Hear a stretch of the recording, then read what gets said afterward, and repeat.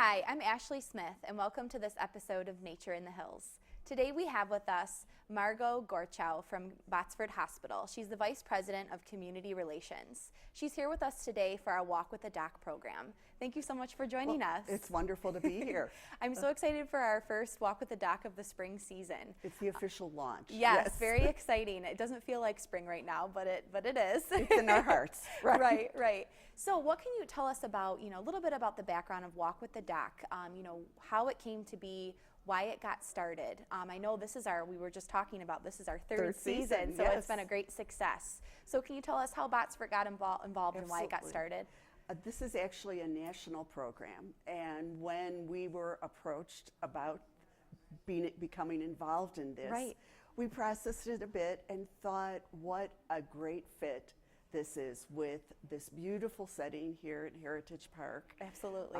A real jewel of our community, and the opportunity for residents, citizens, whoever, to have a different experience with a physician. You're not in a waiting room. Yes. This may not be your physician, but it's an opportunity in an informal setting to have a conversation. So refreshing. Absolutely, Yeah. just like being in a nature center is Right, refreshing. yeah. And I thought in conversation we realized that it brought together several pieces of taking care of yourself, not only the clinical part, but the well-being part that comes from exercise and being in a setting that is as beautiful as this one is. Yeah, definitely. I think that's one of our main goals of Walk with the Doc, is not only letting people ask their questions and have a discussion with the different doctors that we bring in, but also getting them outdoors and experiencing the park. Sometimes this might be folks' first experience with Heritage Park. So getting them outside for that, even that short 30-minute walk that we do for our Walk with the Doc. So that being said, too, with Botsford helping us out, and a partnership between the City of Farmington Hills Nature Center and Botsford Hospital, have you found that this program has been more of a success over the past few seasons? What have you noticed about how it's grown? It absolutely has grown in terms of attendees. Now, we all know that it can be influenced by the weather. Absolutely. And perhaps snowflakes are a deterrent. But it is the chance for people, as I said, to have an informal conversation and sometimes to see the physician as a whole person, not just as an internal medicine specialist. The growth of this and the interest has really been very validating of the decision to sponsor this program here in Farmington Hills. Absolutely. We've been really pleased with the positive feedback from the community and how they've gotten involved. And I think it also is great that it's a free program. We might have forgot to mention that it's free for folks to come out and meet the doctor and walk in the park and meet our Nature Center staff and all the staff that comes out and helps us at Botsford. And then we also do the blood pressure screening too, which I think folks look forward to coming month after month and monitoring their blood pressure. That's a really great aspect of it too. I guess what another thing I wanted to bring up too is that how important it is for folks to get outside, the benefits that we talked about, the wellness benefits. So through Botsford Hospital, have you noticed a trend in doctors, getting folks outside or telling them to get outdoors and improve their health? Well, it's part of looking at health as a holistic experience, and that for many of us, we only think about health as the absence of disease. But health is much more dimensional than that. It really speaks to a sense of well-being, and for many, exercise, being outside contributes to that sense of well-being. Absolutely. I think Botsford, candidly, has a long history in the community of looking at opportunities to engage people and help them meet their potential for managing their own health. Candidly, the direction that the country is going in terms of healthcare reform, et cetera, is about people learning to manage their own health. Yeah, taking their health into their own hands and holding themselves accountable for their wellness. Because management and treatment are two different experiences. I think another cool thing about Walk with the Doc is the variety of topics that we bring to the Nature Center here. We've had topics from breast health to how you can prevent different accidents that you might have when you're exploring the outdoors, to today's topic, asthma and allergies. So I'm really excited about seeing what the topics are going to be upcoming this season. I know we have a couple different ones focused on your heart health, so atrial fibrillation. I think we have one on preventative health. And then also on bladder health, which I thought we had one last season, which was really interesting. Absolutely. There's a lot of interest about that, and not a lot of venues where people have the opportunity to talk with a clinical professional. Yeah, ask their questions. Right. And I think also I wanted to mention too, we brought up in the beginning that this is a national program, and the city of Farmington Hills and Botsford, we were the first Michigan location to do the Just Walk, Walk with a Doc program. So it's very exciting. We hope it continues to grow, but right now we're really excited about this season and all the topics that are coming up. So thank you so much for being with us here on the show today. Thank you for inviting me and for being our partners. Yeah, you in too. Helping to reach this goal of extending well-being into the community. Right, and getting folks outside, and that's great. We're going to take a quick break. When we come back, we'll be speaking with one of the doctors that's here with us today for the Walk with the Doc program. Young lives need air. Well, what's in you is really what's around you. Sun, water, and all the riches of the earth to bloom and thrive. Growing bodies and minds grow better when they connect with nature every day. Open your door. Visit Nature Explore at arborday.org for the young lives in your life. It has to do with the whole being outside thing. Welcome back. We're here with Dr. Ari Mensah. Welcome to the show. Thank you very much. Will you tell us a little bit more about what you do as a doctor, as an immunologist and an allergist? As an allergist, I do see patients with diverse allergic syndromes ranging from allergic rhinitis, which most people popularly call it the hay fever, the rose fever. Right. We also see patients with asthma, especially severe asthma. We see patients with chronic obstructive pulmonary disease, which is COPD, emphysema as people call it. Right. We see patients who have food allergies. Those are very common now, it seems like. Allergies to stinging insects, allergies to cosmetics, and a whole host of allergic syndromes. Now, on the asthma side of it, or respiratory airway diseases, we see recurrent infections of the airways. We see asthma itself and other diseases which are related to your lungs, like your immune system is actually attacking you, and you have things like sarcoidosis, chronic lung disease, etc. On the immune side of it, we see people whose immune system have been weakened. In some instances, especially pediatric population, they may have been born with different genetic immunodeficiencies and cannot actually fight infections. And in other cases, these are adult patients that over a period of time suddenly start having recurrent infections, commonly infections of the airways, the gastrointestinal tract, and the skin. So it's a broad range, and then not the least of them all would be autoimmune diseases like systemic lupus, sarcoidosis, rheumatoid arthritis. Those are the things we do as an allergist and immunologist. Okay, so it sounds like you cover a very broad range of issues with your patients. Yes, we do. Okay, so that being said too, with your patients, have you noticed that there's a lot more patients that come to you with different types of allergies than you've noticed in the past? Yes, we've been seeing a trend that is a little uncharacteristic of what we have seen a few years back. Without really categorically stating exactly when this began, I could pretty much tell you that in my experience, the last 3 years have been such that we haven't dealt with the regular peak seasons of allergy. In allergy, as we used to know it, especially in the Midwest, we had peak seasons, like in spring, where a lot of people come in because they're having symptoms triggered by tree pollens. And then sometime in the beginning of summer, where they come in with symptoms triggered by grass pollens. And somewhere around August 15th, all the way to the first frost, we start having tremendous amount of what they call hay fever related to ragweed. That pattern is being lost a little bit, and we've been seeing that we don't have the regular dips that we would have with allergy seasons. It seems to be like a continuous symptom, like they don't have the break they typically would have. So that's what we've seen, and that may be to some respect related to the fact that there are some certain changes in climate. Right, related to climate change. Yes. Okay. So I think sometimes that hinders folks' ability or desire to go outside and experience the outdoors. So can you speak a little bit about how getting outside can actually improve your health and the benefits of getting outside for folks that have allergies and folks that don't?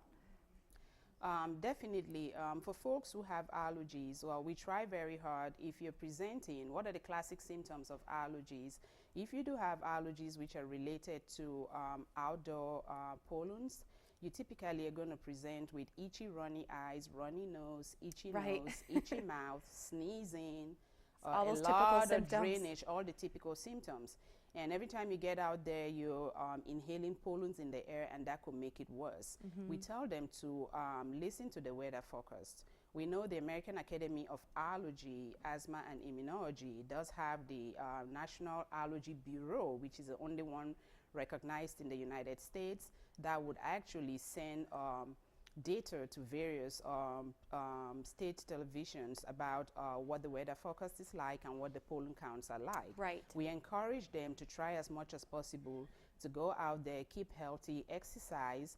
It improves your lung function. Absolutely. It actually improves your lung capacity. But watch out for when they say the pollen count is high. When the pollen count is high and you're somebody who's had a lot of symptoms, we tell you to wear a face mask if you have to be at all costs out there exercising. And you could bypass the day that they say the pollen count is extremely high and then pick another day. Typically, watch out for days which are very dry and windy. Those are the days that you get to be exposed to a lot of pollens. Right. So they could truly go out there and work, which is what we are encouraging them to do. Absolutely. Improves their health, keeps them lean, expands their lung function, and generally reduces stress level, and general well-being is improved. We want them to do that. They just need to know when to go out there. Right. There's times that are better than others. Yes. And I think it's really easy to find out those times now. Even like you said, weather.com, you can go right on there and it tells you day by day what the allergy risk is for going outside. Exactly. So, yeah, that's perfect. So then folks too that maybe don't have to worry so much about allergies, what are some benefits that they can also enjoy about going outside and maybe taking a walk on the trails even here at Heritage Park? Oh yeah, there are tremendous benefits of actually walking out. We all know that one of the major problems we have lately is increased chronic diseases even in young children. Right. We have seen an escalation of obesity. And we've seen that there are so many diseases which are related to obesity, such as diabetes in the young children, hypertension in young children. We actually also have pediatric patients with renal disease. They're presenting with illnesses that were not common in pediatrics except they had a genetic abnormality. Well, most of these diseases we have now come to realize that are related to the fact that children spend way too much time doing nothing. Sitting indoors. Sitting indoors with little electronic games, and that's all they do. We encourage parents to actually take their children out, engage them in outdoor activity. We've also seen that incidence of childhood depression is actually less when children are outdoor and interacting with other children. We've also seen that social anxiety is less when children are outdoor interacting with other children. And again, we've also seen tremendous improvement in asthma patients in their lung functions when they engage in activities that actually are cardiovascular and can improve your lung capacity and your lung growth. So yes, there's a lot to be said about outdoor activity. Great. And we normally encourage people to go out there and exercise. Great, that's wonderful. And here too at Heritage Park, I mean, we encourage folks to get outside of all ages, from kids to adults. And so we offer year-round programming for them so they can get outside not only just in those summer months, but also in the winter. Yes. So Walk with the Doc we offer almost all year round, and it's something that we encourage, not only to get information from you as an expert doctor in your field, but also to get outside and take a walk, get some exercise. So if folks can get outside even for just 30 minutes a couple times a week and take a walk, do you think that has enough health benefits to make it worth just going out for a simple walk a couple times a week?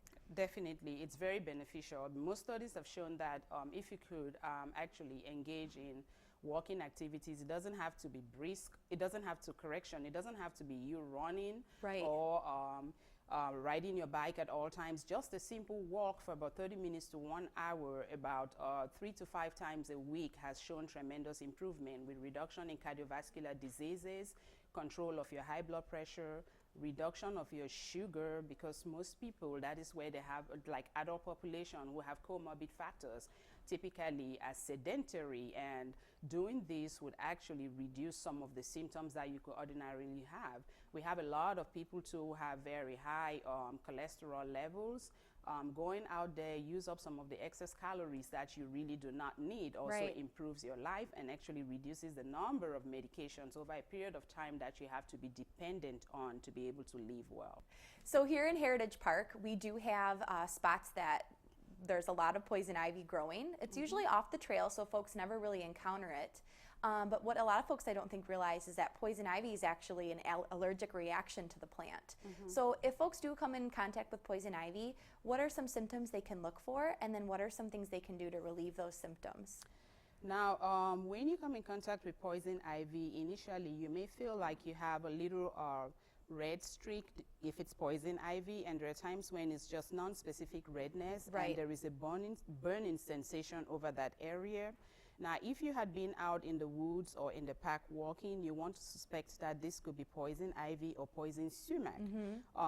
In the case of poison ivy or sumac, you have to quickly wash the area and with soap and water and rinse it generously. You could actually apply over-the-counter low-dose corticosteroid, they sell it, like cortisone or hydrocortisone over the area to prevent the itch.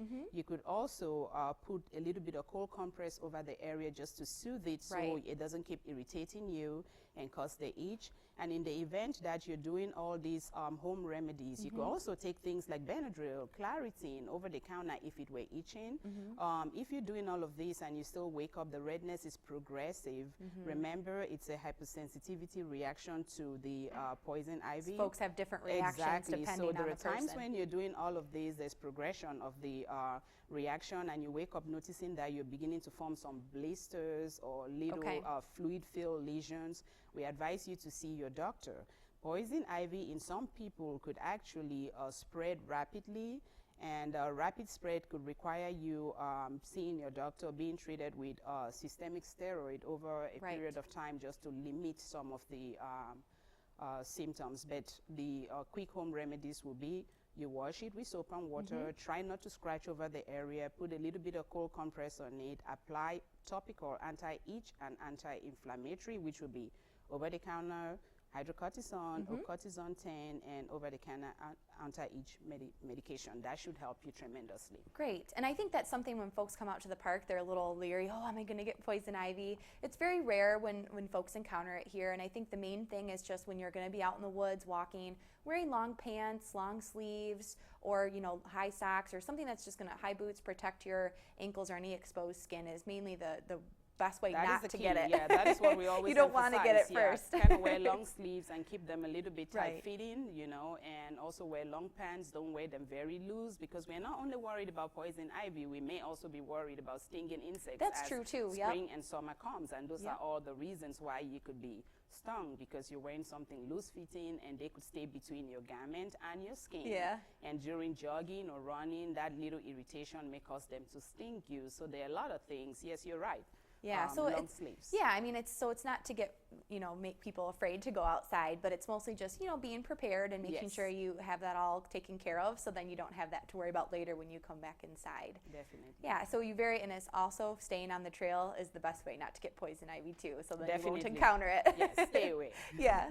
So you mentioned too about wearing, loose clothing versus, tighter fitting clothing to prevent stinging insects like wasps and bees. We do have those here at Heritage Park. In fact, we do have honeybees here that we have inside our nature center and observation hive. And sometimes folks are concerned about, having stinging insects around. So what's something that folks can look for if they do get stung by an insect, a normal reaction versus more of an extreme allergic reaction to a bee or wasp sting? That brings us to a whole category of stinging. It doesn't necessarily have to be them walking. What we normally say is So avoid being stung. Do not wear brightly colored clothes. Right. Wear things which are actually not loose. They're kind of Right. tight-fitting pants. Actually endeavor to wear covered shoes and wear stockings before you wear your shoes. Wear long sleeve clothes and do not leave food uncovered. Try to cover all the foods and the drinks while you're in the park if you're having a picnic. And for those who are going on a walk, try to do the same thing. Wear the appropriate kind of clothes, very colorful things, fragrances. Food and soft drinks are actually attractive to bees and to stinging insects. Now, in the event that, one thing I forgot is you watch out for straws. If you were using a straw to drink out of a bottle or a soda bottle or a can, you may want to look at the straw carefully because bees and stinging insects may actually go down the straw. Kind of like a flower to them. Exactly, and a sting in the head and neck area may be a lot more dangerous than if you're stung in other areas. So watch out for things like that. And in case you're stung, now normal reaction if you're stung by a bee would be you have a little redness over the area of the sting, and it could itch a little bit. So those are normal reactions that most people would have. Redness, it looks like a hive. It could sting, it could itch a little bit. Now, how do you know you have an allergic reaction to a stinging insect? Now, allergic reaction to a stinging insect may now range from all of a sudden you start to have generalized hives, which most people refer to them as welts. You have generalized itching, your nose starts to run, you notice some swelling. You may actually have swelling including your tongue. You may have difficulty swallowing. And for some people, they may have difficulty breathing, especially in asthma patients. Some may have sudden, that feeling like abdominal cramps. They feel like they have to have diarrhea and they have to go to the bathroom. These are people who have a severe reaction. And reactions could be severe to the point where they may actually drop their blood pressure significantly, collapse, and even die. Right. So these are stinging insects for you. So prevention is usually what we say concerning the people, yes, who have never been stung. Right. And then the population of those who already know they have allergy to stinging insects, they normally carry epinephrine if they've had a significant reaction. And we make them carry simple medications which are readily available, like liquid Benadryl. If you've had a mild reaction, just in case you're stung, you could take yourself a dose of Benadryl. Most pediatric patients will do fine if they're under 5 with a teaspoon of Benadryl or 1 to 2 teaspoons of Benadryl. And most adult population will do fine with 4 teaspoons of Benadryl if they have a mild reaction. Now, if you ever had a significant reaction and you needed to use your epinephrine, you have to call 911. Okay. Okay? Okay, that's a really great explanation. So if you're starting to realize that you're having those allergic reactions too, maybe it's your first time, you want to get to the doctor immediately. Yeah. If you're having an extreme reaction. That will be your first time now. You may have to just call out for help before it gets to be too bad. So somebody would be around you and the people around you would be able to call 911 because we do not know who is going to have a severe reaction. Right. Now, you do not stand a chance of having a severe reaction if you're stung for the first time. Okay. With the way allergic diseases to stinging insects happen is you should have been stung before. Okay. Then your immune system sees this venom protein as foreign. It builds what we call the allergy type antibody against the protein. Now you are equipped to have a bigger reaction the next time you're seen or stung by these stinging insects. So it kind of progresses over time. Exactly. Now for people who know they have reactions, meaning it's probably like the second time around they were stung, they had a reaction, we say do not rub the area, do not scratch the area, do not massage the area because what you're doing is you're delivering some more venom into your system. Okay. This, when bees actually sting you, they sting because you disturbed them. Right. It's a defense mechanism. It's a defense mechanism. They're not out to get you. Exactly. They're not out to get you. When you see them, just gently walk away from them. Do not try to aggravate them. The only times we worry about bees which sting without aggravation, it's naturally within the Midwest, is for the most part in the South. Right. And this is the Africanized honeybees who would sting you regardless. Now, when this happens and you're stung all the same, remember, bees do have, they leave a stinger. The stinger looks like a straw with a small sac at the top. What you do is, if you have a credit card readily available, you use that to flick in a flicking motion to remove the stinger. If you didn't have one, you can actually use your finger to remove it. Get to water, wash it carefully, put cold compress on it, put some hydrocortisone on it, and take an antihistamine. That will be you taking Benadryl or Claritin or Zyrtec, and that is going to help, especially for people who have not had severe symptoms. Right. We'd like to thank Botsford Hospital for partnering with us on our Walk with the Doc program. If you'd like to learn more information about our Walk with the Doc program here through the City of Farmington Hills Nature Center, you can call the Nature Center or go online to find out about more dates and topics. Thanks for watching Nature in the Hills.